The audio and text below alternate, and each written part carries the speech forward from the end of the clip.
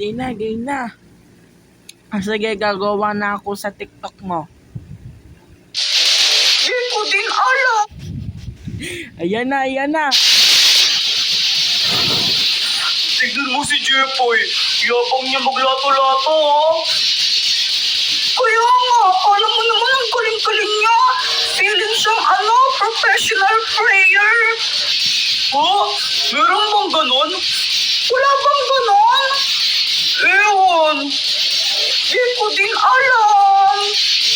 Nakakainis siya, tingnan mo.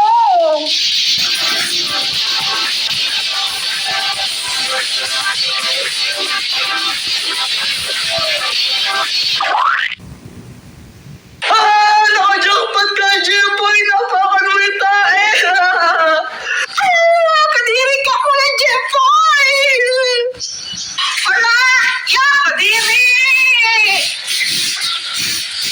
Yan! Nato-nato pa mo! Normal ka kasi kung anong ginagawa mo eh! Papansin ko! Normal! O sige ito, kalinitan tayo! Wala, Jepoy! Okay po, sige po.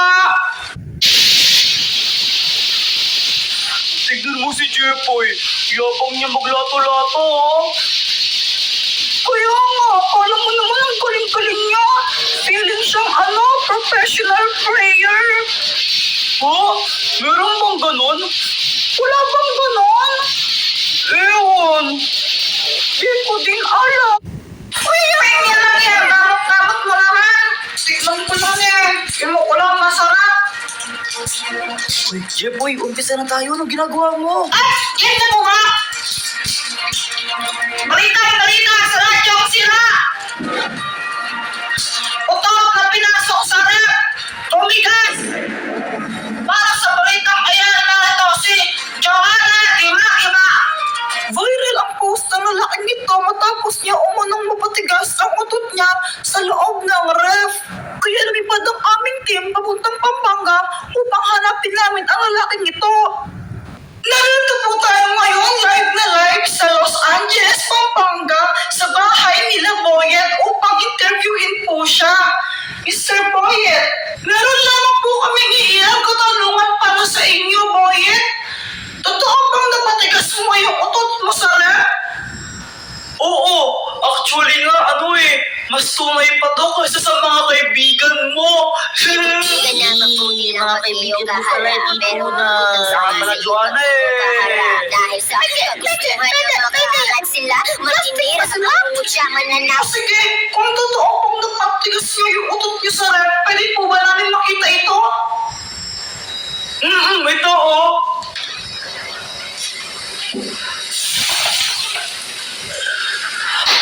Ito siya! Matigas po ba talaga yan? Oo naman, tigas-tigas na ito, Mas matigas pa sa tae mo. Matigas mo kasi sa amin, Joy! Pwede po ba mahawa? Ito. Opo, matigas nga. Sabi sa'yo So, Boyet, sino po ba yung naging inspirasyon niyo para gawin ito? Lalo na ngayon, sikat na sikat po kayo sa internet. Inspirasyon? Si Dr. Jose Rizal. Ha? Anong kinalaman ni Dr. Jose Rizal dyan sa utot mo? Di ko na alam. Basta ang alam ko, crush kita Sa lahat.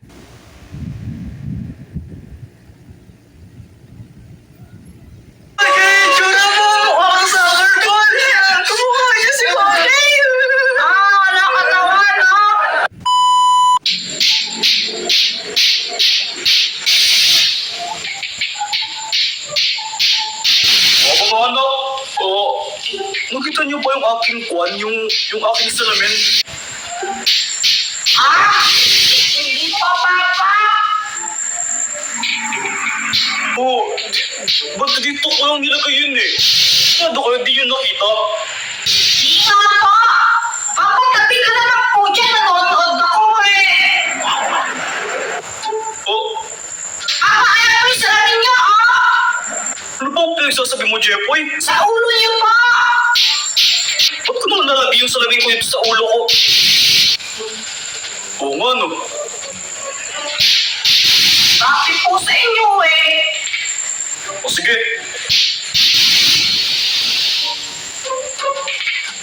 Grabe ha! Kung makapag-grad kayo ha? Anong feeling nyo ha? Meron kayo katulong ha? Mga batang tong kakati nyo? Mama, alis ka naman po dyan. Nanonood po ako eh. Pinapaalis mo ako? Hindi po. Ano po? Kung pwede lang po, usog po kayo. Hampasin nyo dyan eh. Teka, ba't imbok mo ka? Bakit? Astig po ba, mama? Anong astig?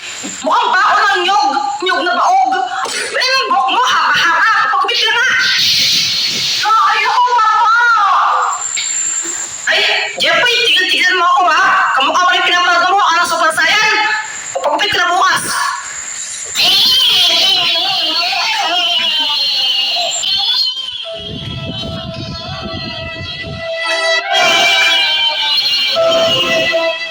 Ay, huwag mo akong iyakan naman yan. Papaluin kita, tignan mo.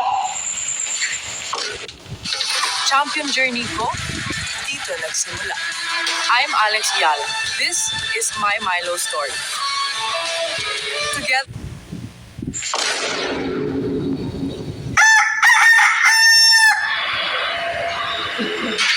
Ay, Jeffrey, pumawag ka na dyan. Tanghali na ako, magupit pa kita. Ayoko pong magpagupit.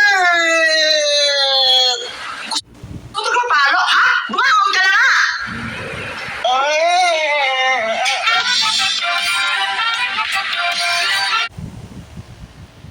Huwag ka magpapagabi ha. Pag ikaw nakuha ng mga aswang, lagot ka talaga. gawin natin ang patibog si Raymond. Sige, sige. Uy, kawawa naman. Patay ka sa amin, Raymond. natin. Aling Janet ba yun? Gantado ka bata ka! Putang ina mo! Ibang child, madalas na. O ano gangster kami dito. Tatay, ako nanay, ikaw tatay. Sige, ba ang